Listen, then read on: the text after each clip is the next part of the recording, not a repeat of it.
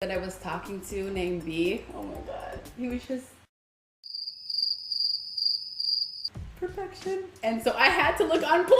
I could not find the dress. The dress was not in my closet. So you know when you can't find something and you start looking in the most random, I know we're talking about, girl, what dress you looking for? I said, girl, my mini black tight freakum dress goes low in the front. It has gold padding. All of a sudden, LaDasha starts looking in her bag.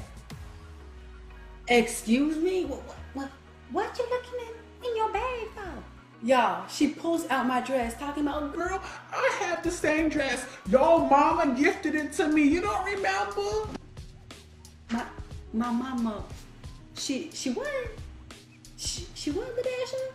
Your mama gave this to me. You don't remember? You think I'm lying? Ask your mama. Ask your mama. Remember when we give she the dress and we pick out the dress? Remember when we pick out the dress together for she? You don't remember? No, Mom. No, I don't remember that. Okay? My mom was trying to get me on the same page as her, but no, I was not having it. No! I pulled my mom out of my room and I said, Mom, why the heck would you go into my closet, okay, and take my belongings, okay, and gift it to my friends? Like, how are you generous with my shit? Don't you ever go into my closet again, Mother. I was so angry, because I knew she did not have heels in her bag. And she had the nerve to say, girl, I'm wearing your wet seal heels that you never wear, okay? I'm wearing them heels, boo. I ain't wearing them heels. Them heels is cute. Them heels would be so cute with this outfit, girl. Bitch, how the hell do you know that I don't wear those heels? Listen, I don't want your dragon ass claws up in my damn shoes, okay? And I'm sick of you wearing my shit. Who the hell do you think you are? You're an extra large and I'm an extra small, bitch. Sagging up my damn clothes, sagging up my damn pants, stretching out my damn shoes. Like, bitch, please stop wearing my shit. Shit. Out of nowhere, LaDasha tackles me to the ground, yo. I then grab her hair and start tossing her ass all around like a damn helicopter. Hey! All of a sudden, 5 of her damn single braids fall out into my hand. I start choking her with the damn braids, y'all. I went off. She's like, I can't breathe. I can't breathe. So then I let her go. She grabs a hold of my weave ponytail. Listen, why do people always grab a hold of my weave ass ponytail? My weave ponytail did not do nothing. Do you? So she ripped off my weave ponytail, threw it, and it looked like a damn bird. Just I believe I can fly.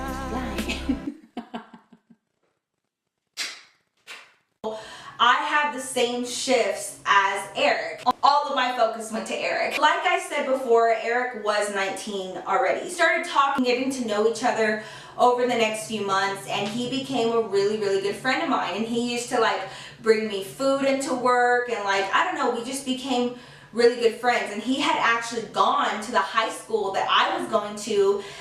He ended up dropping out. He was kind of a bad boy, like he was one of them. Gave me a ride home, and he ended up kissing me before I got out of the car. It was like such a pet kiss. It wasn't anything like, we weren't making out or anything, but it did catch me off guard that he kissed me before I got out of the car. And like, I had butterflies, and it was like that first kiss moment, right? It happened at such a weird time because I remember I had gone home. He and I started texting that night, and I was trying to kind of ask him, you know, what are we doing kind of thing, like that typical ask question, like, oh my god, what are we doing? And then my mom that same night was coming to talk to me about the fact that her and my stepdad were going to try to give it another try, and we were still going to be living in our own apartment, but they were going to give it one last chance to try to make their marriage work. I just remember that like I got distracted and I had stopped texting Eric because I was getting this news from my mom. We were going to try this again. We were going to keep living separate, but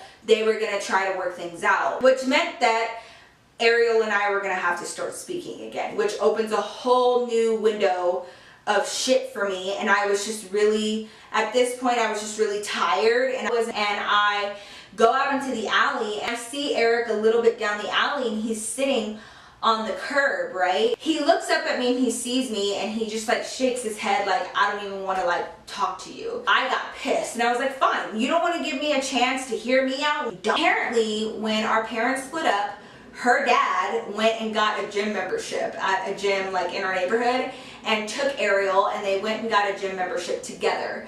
And Ariel started going to the gym with him like every day after school or whatever, and she met this guy there. I guess he was like playing basketball or something, and they ended up talking, exchanging numbers. So she starts telling me about this guy, and he's so funny, and he's like kind of mysterious, and she met him at the gym and blah blah blah. And I was like, does your dad know? She was like, girl, no, like my dad doesn't check my phone, and like he's not like mom. She had so much more freedom when our parents were split up. I'm kind of nervous because I've never talked to a guy as old as him. Look, he's like 18 or 19. Now keep in mind, at this time, I was almost 17. So that means Ariel was 13, almost 14 years old at this time. She's like, it's not that big of a deal. She's like, you know that I'm mature for my... I had gone back to work, and you know, things start calming down, and still Eric hadn't talked to me yet. And I was just like, okay, whatever. But I wasn't even mad anymore. I just wanted it to be over. Like, I just felt like it was really, really petty. I had decided that I was going to like try to talk to him maybe. Like maybe enough time has gone by where we're not mad at each other. Dad asked me, he was like, do you want a gym membership? Like Ariel's been going after school or whatever. So like when you don't have work, you can go with her. And I was like, yeah.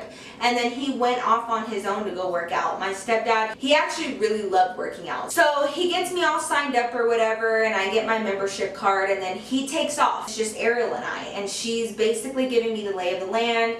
This is where this machine is, the locker room, all of that. I've been working out with the machines for like 20 minutes, and then she was like, oh, let me show you this other part of the gym. And I was like, okay, cool. I just see Ariel, she just stopped, and she's like staring into that area where the guys are playing basketball. I follow her gaze, and I'm like, what the hell? And so I look over there, and among all the guys, I see Eric. I'm talking to is here too. And I was like, oh, I was like, are you guys still fighting? And she was like, kind of. She was like, we haven't worked it out. She was like, but I'm gonna go talk to him right now. While you do that, I'm gonna go talk to my friend. And she was like, okay, whatever. So she takes off, and she starts walking ahead of me. Literally, you guys, I opened my mouth to be like, hey. Before it even came out of my mouth, Ariel yells, Eric! 1, 2, 3. So you took one bus there, and then you get onto one of the 3 buses. So me and my friend Bianca, we get onto the late bus, and we get off, and we go, you know, we get off the bus, and then we go walk to McDonald's, okay? So, you know, we get off the bus, and then we go walk to McDonald's, okay? So we go to McDonald's, we're sitting, we're chilling, blah blah.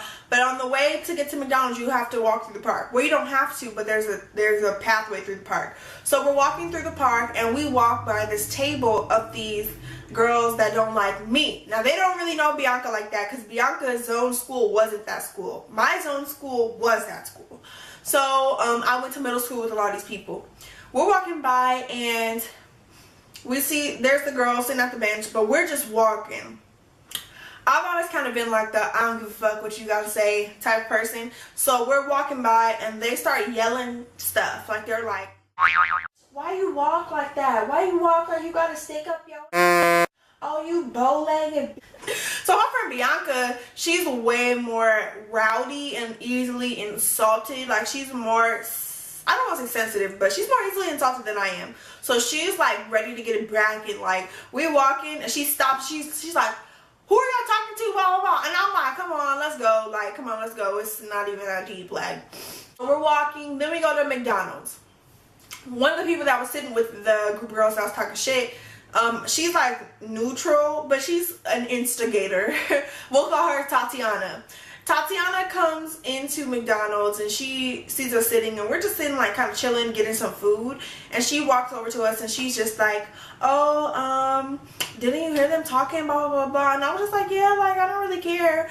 And she was just like kind of instigating, like, girl, you should not let them talk to you like that, blah blah. Like, you should say something. But it's like she talked me into it, but in a way what she was saying made sense to me, because you can't just let people keep on talking to you crazy, you know. Okay, whatever, she had a problem with me calling her a groupie. Okay, whatever, like, it is what it is. So then she approaches me and she's like, oh, I saw you texting Robert and blah blah blah, oh, and I'm a groupie, blah blah, and oh, you're a fake ass bitch. So I don't like being called fake, because nothing that I did was fake. Me and her didn't get along ever since middle school. We was not really cool like that. So I was like, how is it fake for me to call you a groupie if I feel as though you're acting like a groupie, okay? And I'll say it to your face, like, okay, I called you a groupie, okay? So we're going back and forth, and she's just like, oh, you a fake ass bitch, blah blah blah blah blah. So I'm just like, so we're going back and forth, and then it's already kind of established that there's gonna be a fight just by how rowdy she get in or whatever. We just both getting loud and doing all this. Oh, bitch. Oh, who a fake bitch? Oh, no, bitch. No, you got me fucked up. This moment when we already established basically it's going to be a fight, we both step back and get ourselves together. Here is what was the problem. And I'm going to try to insert some clips too, so y'all can kind of get glimpses of what's going on. She put in her hair, blah, blah, blah, blah. So my friend Bianca is helping me get ready. Basically, all the motherfuckers was on her side that thought she was going to beat my ass. Because nobody has seen me fight or get crazy. I don't be really fighting unless I need to, unless somebody like directly disrespect me, which not a lot of people do. So it's not really a point in fighting. So I back up, my friend's like, you better beat that bitch ass. No, bitch, you better beat that bitch ass on blood. She's like, you better really whoop that trick. Like, so I'm putting my hair up in like a bun. Now, I had in this weave, and on top of having a weave, I put in like clip-ins on top. So I'm like, she gonna pull out my clip-ins. Everybody gonna be saying she beat my ass because she put out some loose ass tracks. So I'm like, let me wrap this shit up tight. Like, I'm about to really wrap. So, because I don't have time for nobody to say that I lost a fight just because some loose ass, not even sewed in tracks came out. And I had these pigtails. I had on slippers. Oh, I had on jeans. Like, this was not really fight wear. But I'm like, okay, whatever. I did not take my shirt off. She took her shirt off and just had on a tank top. I kept mine on because I was like, it's really not that serious for me to try to take this shirt off right now. So, she comes back and get in my face and we're like doing all this. And I don't really remember exactly what was said, but I remember at some point I said, and then after that, she grabbed my hair. So then she grabbed my hair. So to me, that's the first hit. Me personally, she was way smaller than me and still is. And a lot of people are. And I feel weird if I just like not hit somebody like first. Like, I'm bigger than you are. And I feel like, that you'll just have an excuse as to why you lost because I just hit you first and you're bigger and I'm bigger than you. And B, it's just kind of like, I feel like I would, I don't know, it just depends. I would never underestimate anyone, but I feel like, of course, the bigger person with more reach and things like that would automatically have more of an advantage, right? So she grabbed me like, bing, and then we just fighting. And after she grabbed me, I flipped that bitch. Bing, bing, bing. And I got the clips. I got the receipts. So don't nobody try to come for me or whatever. So we're fighting and we're just rolling around. Like, we're in grass. Everybody is around recording at this point. It is so ratchet. It's not really nothing serious. We were standing out for a little bit, like, while swinging. But really, most of the fight took place on the ground. Bing, bing, bing, bing, bing, bing, bing. Then her boyfriend, Robert, gonna try to come and pull me off of her because I was on top. He gonna try to come pull me off of her. So then she's holding my hair. So I'm like this and he's pulling me back. Whole time Michelle, Ariana's sister, gonna come and jump in on me. Then my friend Bianca was like, no, bitch, big. Then they pulled them both off and they told Robert, move your ass back. This fight is not over. They told Robert, move his ass back. Ariana on top of me at this point because of this fucking nigga Robert want to get involved in a female fight. So then I'm just like, no, bitch. Whoop. Got back on top of that bitch. Bing, bing, bing, bing. Then she just was holding my hair the whole time. It was like I couldn't even see. Then finally I got her to let go of my hair. Finally, I get her to let go of my fucking hair. Then I just get up because I was just like, my intention was not even to fight. So it was just kind of like, Once I feel like I get my point across, then I'm done. I'm not the bitch that's just fighting to blood and fighting to the death. Like, what's the point? So I feel like I got my point across, so I just get up. These are not my words. These is Bianca's words. That she was laying on the ground like a dead pigeon. And now shit was just hilarious to me. Because she did kind of just lay there for a little bit. But she was like moving. And she was talking. But she didn't get up. So she just kind of laid there for a bit. And I'm just like. And my hair is fucked up. And they get in my hair. And I'm just like. So are we done? Or are we done? Like the twins on Bad Girls Club. Like. So, are we done? Because I have some Chipotle to eat. Like, I got to bust the catch. Like, are we done? Okay, we are? Okay. So, then, my boyfriend at the time comes in real late. And he comes and gets me. And he's just like, come on, like, what the fuck are you doing? Blah, blah, blah, blah. He was also on the football team. But he was varsity. He comes and right before practice. And he's like, someone told me you were fighting. Blah, blah, blah. The fight was already over at this point. So, I'm just like, okay, whatever, like, we'll go. Like, so he walks, he comes and gets me. He tries to get Bianca, but Bianca's mad. We're already done fighting at this point. Bianca's like, so who want to fight? Who want to fight me? Blah, blah, blah. First of all, nobody wanted to catch her hands, especially after their friend had just lost the fight number 1. Nobody wanted to catch her hands, and she was calling out everybody. Everybody was so scared of Bianca. No matter what it was, I got fired on my day off. So here's the story. Taco Bell was my first job. I was off Thursday, but I had to work Friday. But you know, if you're in a facility, in a working environment with friends or people that you know on the clock, you get that relationship and develop that communication where, look, you're going to get my day, I get your day. You know, let's do this. So we were a little too comfortable at that moment that my manager, the general manager, noticed like, look, you cannot do that without letting us know, because if that person doesn't show up for the shift that you switched, who's supposed to be in trouble? So we understood that. So me and my former coworker, Pam, she was off that Friday and I was off Thursday, but I wanted to go to a house party that Friday. We talked without telling the manager because we kind of I'm kind of hard-headed up in here. So we didn't let him know. Oh look, I did that video on Instagram, when you finally let go and let God.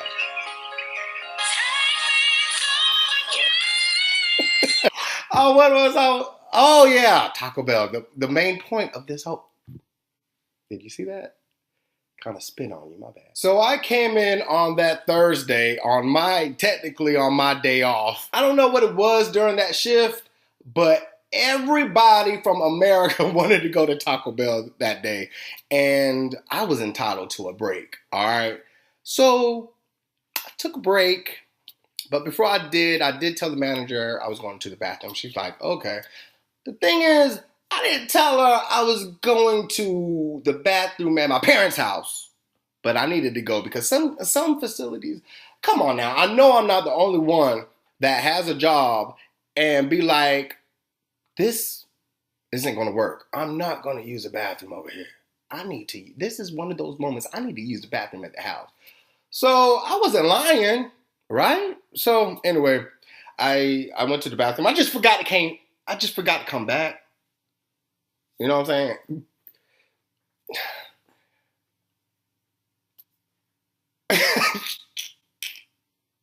I felt bad about it because I took advantage of not telling the manager, so I wasn't gonna get fired. My friend on the clock was. I mean, I'm that kind of person that be like, yo, you my coworker, but you my friend on the clock. Because when I clock out, I don't know you. The thing was, it was near about that time I was supposed to get off, because I was supposed to get off around 10 o'clock, but it was around 9:30. And since I didn't get a break that whole shift, I was like, I'm going to use the bathroom at the house and not come back. And it's a 30-minute break, right? I felt so bad, I did come back the next day. All right, and I hit up Pam and I said, look, I'll go to work tomorrow. Don't even worry about it. I didn't tell her what I did on her shift, but I said I'll come to work tomorrow because the house party plans fell through. What does that mean? If it fell through, does that mean it worked or it didn't work? When I say my plans fell through. Yeah, I gotta think about that. But I said, I'll come tomorrow. She was like, all right. So I did come the next day. But the thing about that was my general manager, the one that comes once every year, he had a cast on his right leg. I remember like it was yesterday. My mom dropped me off and he was painting. He was painting the door on the outside. And he was like, oh, what are you doing over here? I said, I'm going in for my shift. What are you talking about? He said, oh, well, you don't have a shift over here. I was like, what? But that pose didn't last very long because I kind of knew. I understood. So I called my mom back right away. And it was so quick. That conversation was so quick that I actually seen my mom's contour right there at the traffic light. I was like, yo, Mom, I'm right back around. Yeah, I don't have to work today or any other day. And that's how I got fired on my day off, man. It wasn't that bad, was it? So what me and my sister Kawan just witnessed was life. Thank you, Lord. Thank you, Lord. Thank you, Lord. We were in Sam's and this man was crying out, somebody help me. Somebody help me. And I didn't know what was going on. I didn't know. I just heard it and I saw people walking by and I was like, okay, is he crying out for help? Does he need help? And immediately I walked over and his wife was slumped over in the seat out, turning cold. She was getting cold. Her face was blue. And all I could hear him saying was, somebody please help me. And he began to put peppermint in her mouth. So, you know, we think, okay, she might be a diabetic. So I asked him, I said, is she okay? What's wrong with her? He was like, she's a diabetic. I think she's going out. I don't know. I need help. So I kept pushing her mouth up. I kept pushing her mouth up for her to get the taste of the peppermint. And it, and in the midst of me trying to get it, she was not responding. And immediately I looked down and she was passing. She was having a bowel movement. So immediately that trickled, last bowel movement. And I looked at her and I said these words, God, if I don't know nothing else, I know how to pray. And I know what your word says. Your word said you are a healer. You said you are a deliverer. You said in this time we will be able to do greater works because greater is he that's in me than he that is in the world. If I have God that abides on the inside of me, I can do what you did, Jesus. So I wrapped my arms around her. Yes, God. And I began to pray for this woman and I began to call on God and I told God and I spoke what his word says. And I said, God, she will live and not die. She will live and not die. She will live and not die, God. God, you will show signs and wonders. You are a miracle worker, God, and you're going to show yourself mighty today. Immediately, this woman opened her eyes and the first thing came out of her mouth was, thank you, Jesus. You can't tell me that the God we serve is not a healer. You can't tell me that the God we serve cannot bring lives back.